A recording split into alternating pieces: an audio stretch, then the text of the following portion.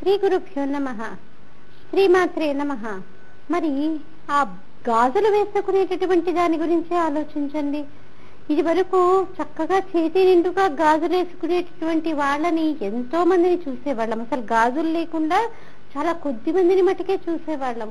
కానీ ఇప్పుడు చూడండి, అసలు గాజులు వేసుకుంటున్నటువంటి వాళ్ళని చూడాలంటే మనము భూతంతం పెట్టి వెతకాల్సిందే. పైగా అదేదో చాలా తప్పుగా వర్ణించేటటువంటి వాళ్ళని కూడా చాలా చూస్తూ ఉంటామా. అన్నీ గాజులు ఏంటి, ఏదో ఫ్యాషన్ గా ఒక 2-3 గాజులు వేసుకుంటే సరిపోతుందని హితబోధ చేసేటటువంటి పెద్దల్ని కూడా మనం చూస్తూ ఉంటాం. నిజానికి స్త్రీలకి గాజులు వేసుకోవటం అన్నది పెట్టింది కూడా ఎందుకో తెలుసా అండి, మన ఆరోగ్యం కోసమే. ఇదివరకు చూడండి, గర్భసంచికి సంబంధించినటువంటి వ్యాధులు ఎక్కువగా ఉండేవి కావు. ఎందుకు? వాళ్ళు చేతి నిండుగా గాజులు వేసుకునేవారు. మనకి సీమంతో ఉన్న ఇనము అని స్త్రీలు కడుపుతో ఉన్నప్పుడు ఒక పెద్ద ఉత్సవం చేస్తారు. మనం ముందు దాని గురించి తెలుసుకుందాం. అసలు అది ఎందుకు చేస్తారు, ఎలా చెయ్యాలి, అసలు ఒక స్వీట్లు పంచుకోవడమేనా శ్రీమంతం అంటే? ఇప్పుడు మనం దాన్ని సీమంతో ఉన్న ఇనము అనకుండా శ్రీమంతం అనేస్తున్నాం. అసలు దాని పరమార్థం ఏంటి అన్నది మనం ముందు కొన్ని నామాల్లో తెలుసుకుందాము. నిజానికి ఈ యొక్క శ్రీమంతం చేసినప్పుడు కూడా గాజులు చేతి నిండుగా వేస్తారు. ఇలా ఎందుకు వేయడానికి కారణం ఏంటి ఒక్కసారి మనం ఆలోచించాలి కదా. నిజానికి గాజులు వేసుకోవటం వల్ల ఏం జరుగుతుంది, ఈ చేతి దగ్గర ఉన్నటువంటి నరాలన్నీ కూడా ఈ గాజులు ఒత్తిడి కలిగిస్తాయి. ఇక్కడ నరాల పైన ఒత్తిడి రావడం వల్ల ఏం జరుగుతుంది, గర్భసంచిలో ఉండేటటువంటి నరాలు ప్రేరణ పొంది గర్భసంచి సరిగ్గా పనిచేస్తుంది. అందుకేనండి ఇది వరకు ప్రతిసారి కూడా యూట్రస్ తీసేయటాలు అవేవి ఉండేవి కావు. ఇప్పుడు చూడండి, చిన్న పిల్లల దగ్గర నుంచి గర్భసంచికి సంబంధించినటువంటి అనేక సమస్యల్ని ఎదుర్కొంటూ ఉన్నారు. కారణం ఏంటి, మనం చేసుకుందే కదా. పాఠశాలకి వాళ్ళు గాజులు వేసుకొని రానియరు కాబట్టి గాజులు వేసుకుని అమ్మాయిల్ని పోనీ వాళ్ళు ఏదో నిబంధన పెట్టుకున్నారు. అలాంటి స్కూళ్ళల్లో మేము చేర్పించామని మనందరం ఒక నిర్ణయం తీసుకున్నాం అనుకోండి, అప్పుడు అది సబబుగానే ఉంటుంది కదా. ఎవరైతే మన సాంప్రదాయాన్ని గౌరవించి మన సాంప్రదాయాలని రక్షించేటటువంటి విధంగా మన పిల్లలకి మన సంస్కృతి సాంప్రదాయాల గురించి తెలియచేసే విధంగా ఉంటారో ఆ పాఠశాలల్లోనే మన పిల్లల్ని చేరుద్దామని తల్లిదండ్రులు నిర్ణయించుకుంటే అసలు సమస్య ఉండదు. కానీ తల్లిదండ్రులకు కూడా అలాంటి ఆలోచన ఉండదు. ఎందుకు? తల్లులే సరిగ్గా వేసుకోవట్లేదు కాబట్టి. పాఠశాల నుంచి వచ్చిన తర్వాత అయినా ఒక 2 గాజులు అక్కడ పెట్టి చిన్నపిల్లలైతే వాళ్ళని స్కూల్ నుంచి రాగానే ఆ గాజులు వేసుకోమని చెప్పాలి, ఇది ఆరోగ్యానికి మంచిది అని మనం చెప్పామనుకోండి. ఎందుకు వినరు పిల్లలు మాట? పిల్లలు తప్పకుండా మాట వింటారు. వాళ్ళు వినేటట్టు మనం చెప్పకపోవటమే తప్పు. మనం పెద్దలుగా ఏం చేస్తున్నాము, వాళ్ళని వినే దిశగా వాళ్ళకి చెప్పట్లేదు. వాళ్ళకి చెప్పామనుకోండి తప్పకుండా వింటారు. మొక్కై వంగనిది మానే వంగుతుందా అని చిన్నతనంలో లేని అలవాటు పెద్దయిన తర్వాత రమ్మంటే రాదు కదండి. చిన్నతనంలో బొట్టు పెట్టుకోక గాజు వేసుకోకుండా పెరిగినటువంటి వారు ఒక వయసు వచ్చిన తర్వాత ఇప్పుడు నువ్వు బొట్టు పెట్టేసుకో గాజు వేసేసుకో అంటే ఎక్కడ వింటారు చెప్పండి. కాబట్టి చిన్నతనం నుంచే మనం మన పిల్లలకి ఏంటి, మన సంస్కృతి సాంప్రదాయాల పట్ల మక్కువ కలిగేటట్టు మనము వాళ్ళకి తర్ఫీదు ఇవ్వాలి.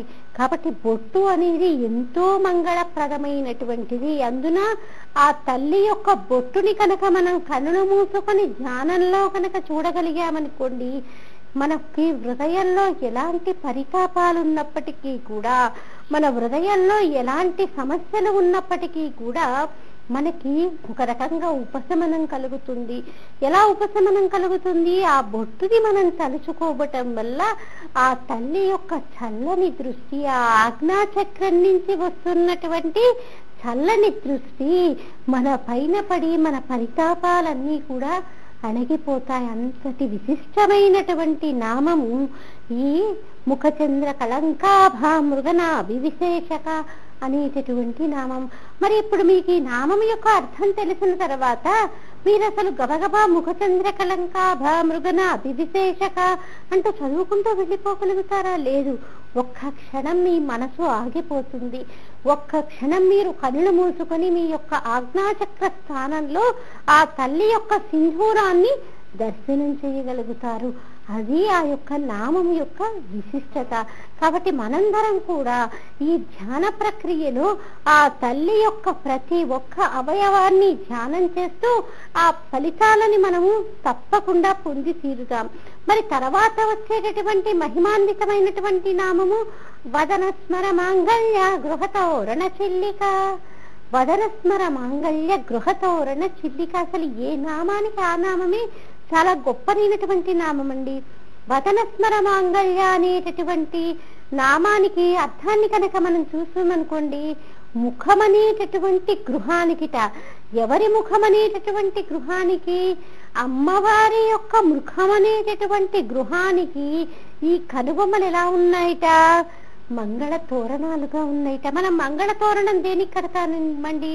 మన ఇంటి ముందు గుమ్మానికి కడుతూ ఉంటాము. ముందు గుమ్మానికి ఎందుకు కడుతూ ఉంటాము మంగళ తోరణాలు అంటే, ఎప్పటికీ కూడా మనకి శుభాలు జరగాలని, మన ఇంట్లో మంగళాలు జరగాలని కోరుకుంటూ మన ఇంటి లక్ష్మీ కమ్మికి ఏం చేస్తాము? మంగళ తోరణం కడుతూ ఉంటాము. మరి ఈ మంగళ తోరణం కట్టడం అన్నది దేని వల్ల సంభవిస్తుంది? అమ్మవారి యొక్క అయ్యవారి యొక్క అనుగ్రహం ఉంటేనే ఏ ఇంటికైనా కూడా మంగళం కలుగుతుంది. కాబట్టి మనందరికీ కూడా మంగళాలు కలగాలంటే వదనస్మర మాంగళ్య గృహతోరణ చిల్లిక అన్నటువంటి నామాన్ని పట్టుకుంటే చాలండి, మనకి మంగళం కలుగుతుంది. నిజానికి ప్రతి ఒక్కరిలో కూడా ఒక రకంగా ప్రతి ఒక్కరూ కూడా భయపడుతూనే ఉంటారండి దేనికి కూడా. అంటే కొంతమందికి బల్లికి భయపడే వాళ్ళు ఉంటారు, అక్కడిక్కడో బల్లి ఉంటే ఇక్కడ డాన్స్ చేసే వాళ్ళు ఉంటారు. దీనికి వయసుతో సంబంధం లేదు. భయం అనేటటువంటి దానికి అసలు వయసుతో సంబంధం లేదు. ఎంత వయసు వచ్చినప్పటికీ కూడా కొన్ని రకాలైనటువంటి భయాలని మనం పోగొట్టుకోలేము. ఇంకొంతమందికి ఏంటి భయం? దీనికి ఏమైనా అయిపోతుందేమో. ఇప్పుడు చూడండి, కొంతమంది నేను అసలు చల్లనీటితో స్నానమే చేయలేనండి, ప్రాణం పోతున్నా సరే స్నానమైనా మానుకుంటారేమో, కానీ అసలు గోరువెచ్చగా ఉంటేనే స్నానం చేస్తారు, నీళ్లు లేకపోతే స్నానం చెయ్యరు. లేకపోతే అంతా బాగుందనుకోండి, ఇంకా ఎప్పుడో ఏదో అయిపోతుందన్నటువంటి ఆలోచనతో ఏం చేస్తారు? భయపడుతూనే ఉంటారు. మనం ప్రతి క్షణం కూడా చస్తూ బతుకుతూ ఉండేది ఎప్పుడు? ఈ భయం వల్లే. ప్రతి క్షణం భయం. తర్వాతి క్షణం ఏమైపోతుందో, ఇప్పుడు ఉద్యోగస్తుడు ఉందనుకోండి, బాస్ పిలిచాడు అనగానే భయం. ఎందుకు పిలిచాడో, నేనేమన్నా తప్పు చేశానేమో, మెమో ఇస్తాడేమో, తిడతాడేమో, ఇలా రకరకాల భయాలు ఎప్పుడూ కూడా మనిషిని మనసుని కుదిపేస్తూ ఉంటాయి. మరి ఈ భయాలన్నీ పోగొట్టుకోవాలంటే ఏం చేయాలి?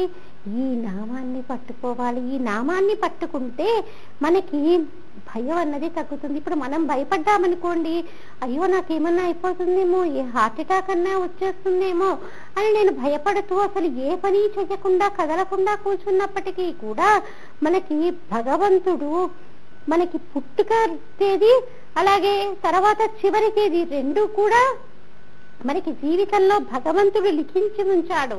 కానీ ఈ మధ్యలో పేజీలనేంటి, మనం వాటిని చక్కగా తీర్చిదిద్దుకోవాలి. మొదటి పేజీ చివరి పేజీ ఆయన ఇచ్చేసాడు, మనకి పుట్టిన తేదీ ఇచ్చాడు, గిట్టే తేదీ ఇచ్చాడు. కానీ మనం ఈ మధ్యలో పేజీలను ఏం చెయ్యాలి?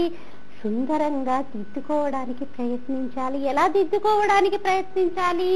మనం చేసేటటువంటి పనుల వల్ల, మనం చేసేటటువంటి సత్కార్యాల వల్ల మనం జన్మ రాహిత్యాన్నన్నా పొందాలి, లేకపోతే చాలా చక్కటి జన్మనైనా పొందేటటువంటి ప్రయత్నాన్ని చెయ్యాలి. ఏదో ఒక ఉపాసన, ఒక అమ్మవారి ఉపాసననే కాదు, నీకు ఏ భగవన్మూర్తి నచ్చితే, ఏ భగవన్నామం నచ్చితే ఆ నామాన్ని పట్టుకొని మనం ఉద్ధరణ పొందేటటువంటి దిశగా మనం అడుగులు వెయ్యాలి. మనకి రవీంద్రనాథ్ ఠాగూర్ చెప్తాడు, ఎక్కడైతే మనసు భయరహితంగా ఉంటుందో, ఆ భయరహితంగా ఉన్నప్పుడే ఏంటి, మనం ఆధ్యాత్మికత స్థితికి ఒక మెట్టు పైకెక్కగలుగుతాము. ఎప్పుడైతే ఎప్పుడూ భయపడుతూ ఉంటామో, నాకేమన్నా అయిపోతుందేమో, నేను ఇది పొందగలుగుతానో లేదో అన్నటువంటి మీమాంసలో ఉండి ఎప్పుడూ భయపడుతూ ఉన్నటువంటి వారము అసలు దేన్ని కూడా పొందలేము. కాబట్టి ఏంటి, ఆ భయాన్ని వదులుకోవాలి అంటే ఏం చెయ్యాలి? ఈ నామాన్ని పట్టుకోవాలి. వదనస్మర మాంగళ్య గృహతోరణ చిల్లిక అన్నటువంటి నామాన్ని మనం పట్టుకోవాలి. నిజానికి అమ్మవారిని చూడండి, అమ్మవారు ఎంతమందికైనా కూడా కూతురుగా వస్తుంది, ఎంతమందికైనా కూతురుగా వస్తుంది, కానీ భర్తగా మటుకు ఎప్పుడూ కూడా ఆ పరమశివుణ్ణి కోరుకుంటూ ఉంటుంది. ఒకానొక సమయంలో దక్షుడిని కాదనుకుంది, దక్షుణ్ణి వరించి దాక్షాయణిగా తల్లి అవతారాన్ని ఎందుకు దక్షుడు చేసుకున్నటువంటి పూజల ఫలితంగా ఆ తల్లి ఆయన్ని వరించి ఆయనకి కూతురుగా వచ్చి దాక్షాయణి అయింది.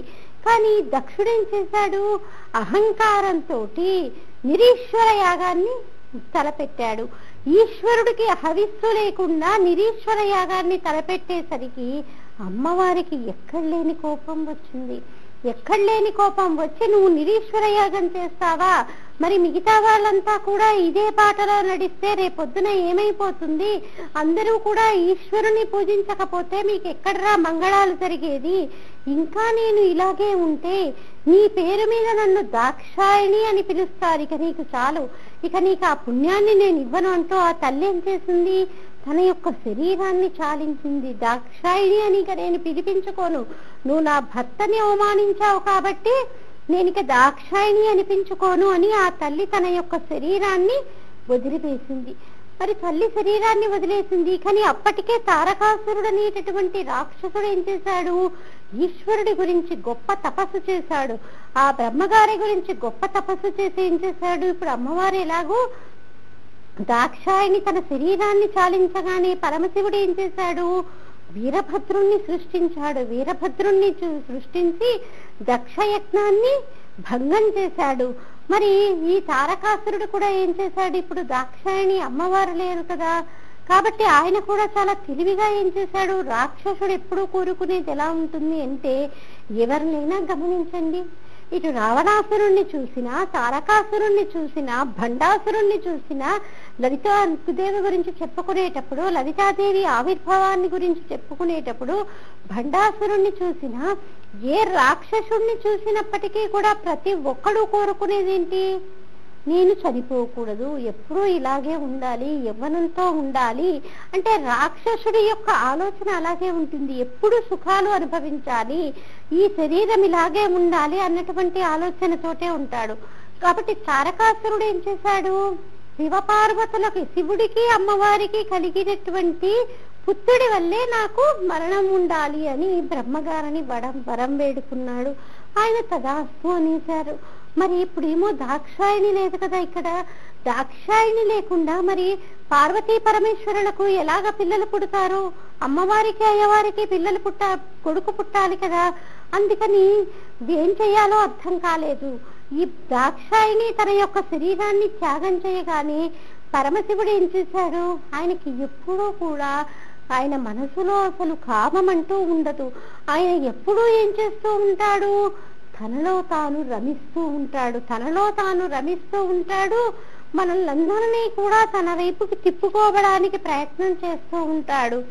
ఆయన ఏం చేశాడు, హిమవత్ పర్వతాలకు వెళ్ళి తపస్సు చేసుకోవటం మొదలు పెట్టాడు.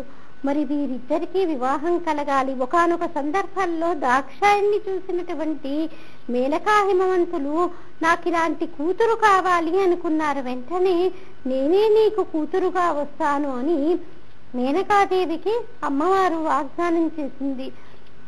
మరి వీరిద్దరికీ వివాహం జరగాలి. పర్వతరాజు పుత్రిక అయినటువంటి పార్వతీదేవికి పరమశివుడికి వివాహం జరగాలి. మరి వివాహం జరగాలి అంటే అసలు ఆయన మనసులో కామం ఉన్నదే లేదే, మరి వివాహం ఎలా చేయటము అనేసి ఆలోచించినటువంటి దేవేంద్రుడు ఏం చేశాడు, మన్మథుణ్ణి పిలిచాడు.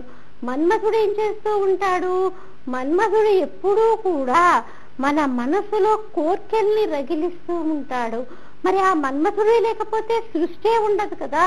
కాబట్టి ఆయన ఏం చేశాడు, దేవేంద్రుడు మన్మథుణ్ణి పిలిచి పరమశివుడి పైన మన్మథ బాణాలు వేయమన్నాడు. కానీ ఆయన అప్పటికీ అన్నాడు, నేను పుండరీకాక్షుండి పుత్రుండనయ్యుండి భవంశధరునిపై ఎట్లు వేతు, నేను ఆ పుండరీకాక్షుడి పుత్రుణ్ణి, విష్ణుమూర్తి కుమారుణ్ణి, అలాంటిది నా తండ్రితో సమానమైనటువంటి పరమశివుడి పైన నేను ఎలా ఈ మన్మథ బాణాలు వేస్తాను అని ఎంత పరితపించినప్పటికీ కూడా దేవేంద్రుడు దేవతా కార్యం అని చెప్పేసరికి ఆయన ఏం చేశాడు, ఆ యొక్క పరమశివుడి పైన బాణాలు వేయడానికి సిద్ధమయ్యాడు. సిద్ధమయ్యి ఆయన వెళ్ళి మొత్తం పరిశీలించి పరిస్థితులన్నీ కూడా అనుకూలంగా ఉన్నటువంటి సమయంలో మన్మథ బాణాన్ని విడిచిపెట్టాడు. వెంటనే పరమశివుడికి తెలిసి వెంటనే ఆయన ఏం చేశాడు, తన యొక్క మూడో కన్నుని తెరిచాడు. మూడో కన్నుని తెరిచేసరికి ఏముంది, భుగభుగమని ఆయన యొక్క మూడో కంటి నుంచి మంటలు వచ్చి మన్మథుడు కాలిపోయాడు. మరి మన్మథుడు కాలిపోతే మరి ఇక సృష్టిలా నడుస్తుందండి. మరి ఎవరికి బాధ, మన్మథుడు తన శరీరాన్ని కాలిస్తే మన్మథుడి భార్య అయినటువంటి రతీదేవికి ఎంత బాధగా ఉంటుంది చెప్పండి. పైగా పరమశివుడు తన యొక్క మూడో నేత్రాన్ని తెరిచి ఆ యొక్క మన్మథుణ్ణి కాల్చేసేసరికి దేవతలు ఎవ్వరూ కూడా ఆఖరికి రతీదేవిని ఓదార్చడానికి కూడా దగ్గరికి రాలేకపోయారు. ఎందుకు, అమ్మో మన్మథుణ్ణి కాల్చేశాడు, మేం దగ్గరికి వచ్చి రతీదేవిని కూడా మనము ఓదార్చామనుకోండి మమ్మల్ని కూడా ఏం చేసేస్తాడో, ఆయనకి ఎంత కోపంగా ఉన్నాడు అనేసి ఎవ్వరూ కూడా ఆవిడ్ని ఓదార్చడానికి రాలేదు. మరి అంతగా రోధిస్తుంది రతీదేవి.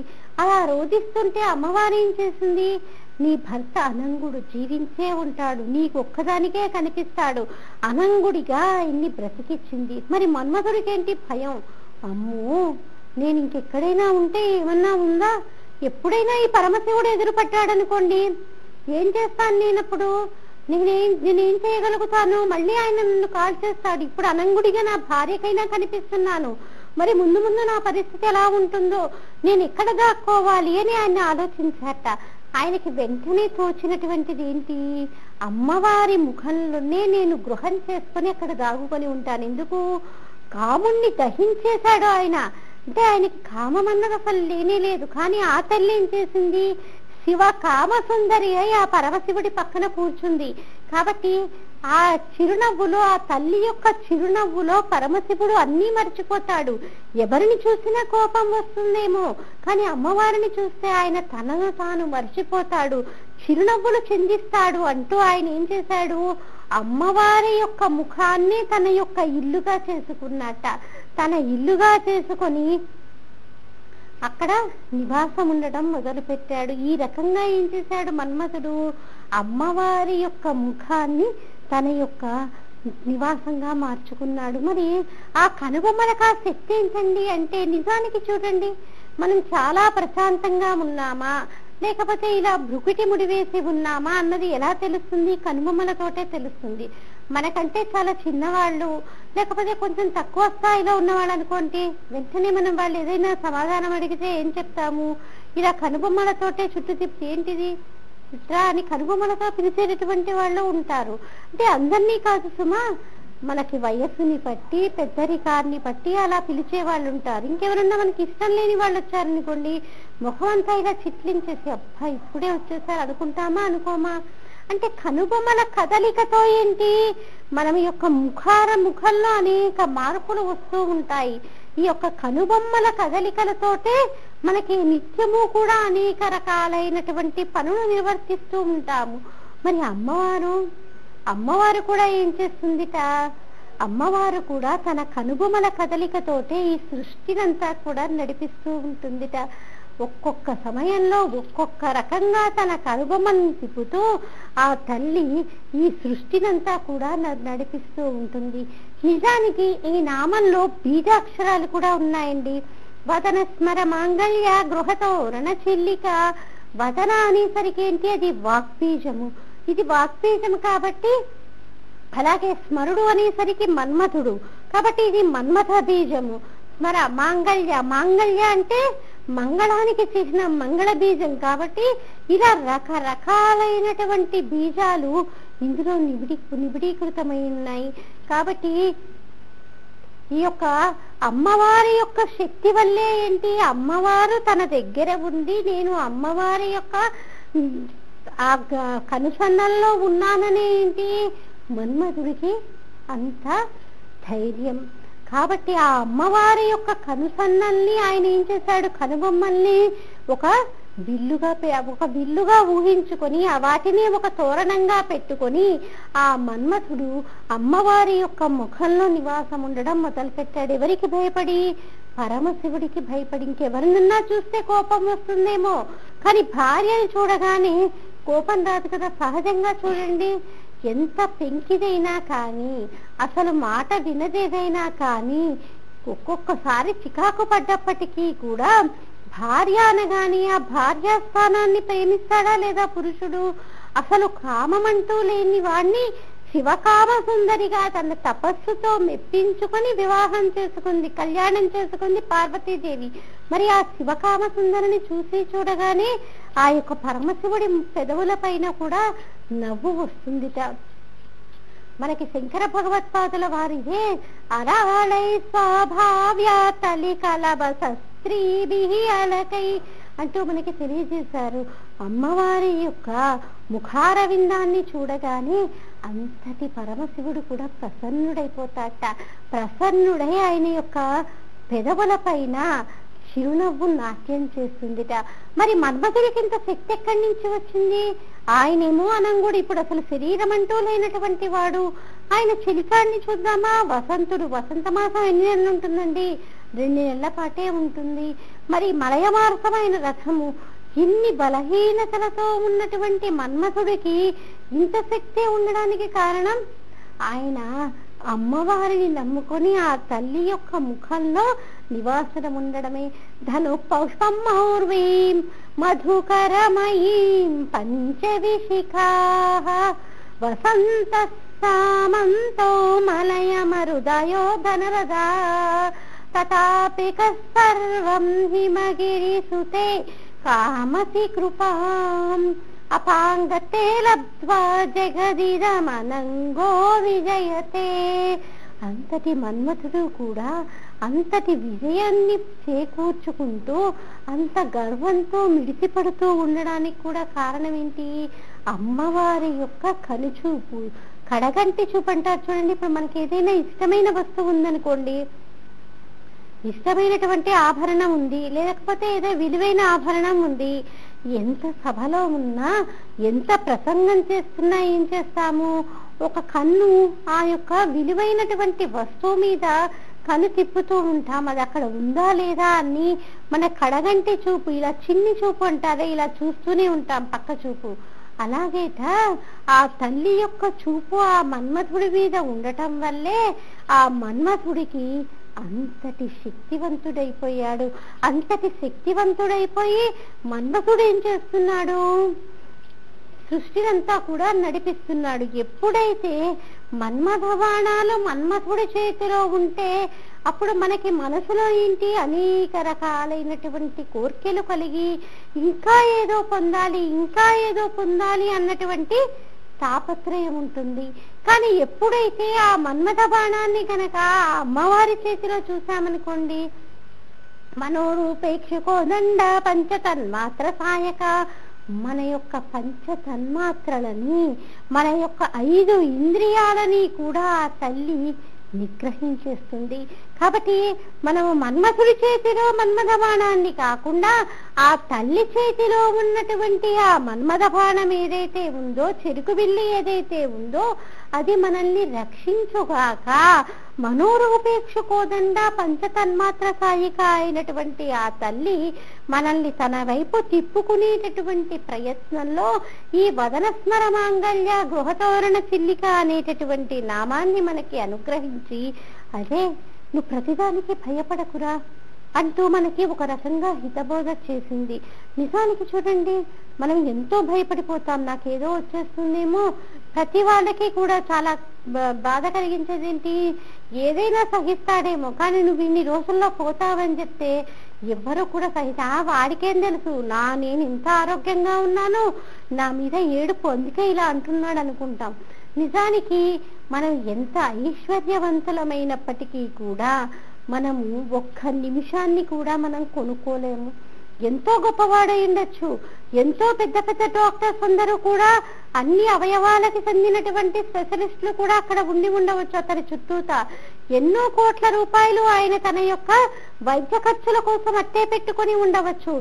ఎంత ఉన్నప్పటికీ కూడా ఒక్క నిమిషాన్ని కూడా ఆయన జీవిత కాలాన్ని పెంచలేరు. కానీ భగవంతుడే నిర్ణయించుకున్నాడు అనుకోండి, ఇంకా వీడి భూమి మీద ఉండాలి, ఇంకా కొన్ని మంచి పనులు వీడి వల్ల కావలసి ఉంది, ఇంకా కొంతమంది వీడి వల్ల జ్ఞానాన్ని పొందాలి అని భగవంతుడే కనుక నిర్ణయించుకుంటే వాణ్ణి ఏదో ఒక రూపంలో బొడ్డెక్కిచ్చిస్తాడు.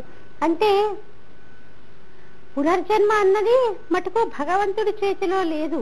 ఈ యొక్క ఆయుష్ అన్నది కూడా ఏంటి, భగవంతుడు ఒక్క క్షణం కూడా ఆలస్యం చెయ్యకుండా మన ఆయుష్ అయిపోయిన వెంటనే ఆయన తీసుకెళ్లిపోతూ ఉంటాడు.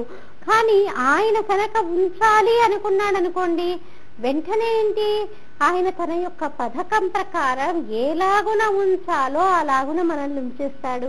అంటే ఏంటి, దీన్ని బట్టి మనకి ఏమర్థం అవుతుంది, మనం చూడండి, ఒక పెద్ద యాక్సిడెంట్ ఏదన్నా అవుతుంది. ఒక పెద్ద యాక్సిడెంట్ అయినప్పుడు ఎంతో మందికి చాలా ప్రమాదం జరుగుతుంది. కానీ ఎంతో ప్రమాదం జరగాల్సినటువంటి వాడు, పెద్ద పెద్ద దెబ్బలే తగిలినటువంటి వాడు కూడా బయటపడ్డాడు అనుకోండి, వెంటనే మనం ఏమంటాం, ఆవిడ తాళి చాలా గట్టిది, అదృష్టవంతుడు, భగవంతుడి అనుగ్రహం అని అంటాం. ఆ భగవంతుడి అనుగ్రహం ఉండబట్టి, ఆయన ఆజ్ఞ ఉంది కాబట్టే నువ్వు ఇంకా జీవించి ఉండగలుగుతున్నావు. కానీ ఆయన ఆజ్ఞ లేకపోతే అందరితో పాటు నువ్వు పోయేవాడివే. కాబట్టి ఆయన ఆజ్ఞ కనుక ఉంటే మనం సాధించలేనిది అంటూ లేదు. ఆయన ఆజ్ఞ ఎప్పుడు వస్తుంది, ఎప్పుడైతే నువ్వు నిర్భయత్వంతో ఉంటావో, భయం లేకుండా ఉంటావో ప్రతి విషయానికి. ఇప్పుడు ఏదైనా వ్యాపారం చేసే వాళ్ళు ఉన్నారనుకోండి, వ్యాపారం చేసే వాళ్ళకేంటి, ఏదైనా కొత్త పథకం పెట్టాలంటే వాళ్ళకి భయం. ఎందుకు, ఏమైపోతుందో, ఈ కొత్త పథకం ద్వారా మనం ఏమైనా లబ్ధిని పొందమో అన్నటువంటి భయంతో ఏంటి, ముందుకు అడుగు వేయలేక, వెనక్కి అడుగు వేయలేక చాలా ఇబ్బందులు పడుతూ ఉంటారు. సామూహికంగా మనం కాత్యాయని వ్రతాలు నిర్వహిస్తున్నామమ్మా. ఈ కాత్యాయని వ్రతాలు వివాహం ఎవరికైతే ఆలస్యం అవుతుంది అనుకుంటున్నారో వాళ్ళు చేసుకుంటే కనుక వారికి త్వరగా వివాహ యోగ్యత సిద్ధిస్తుంది. మీరు సంప్రదించాల్సినటువంటి మా టెలిఫోన్ నెంబర్ 8125121111ని సంప్రదించగలరు.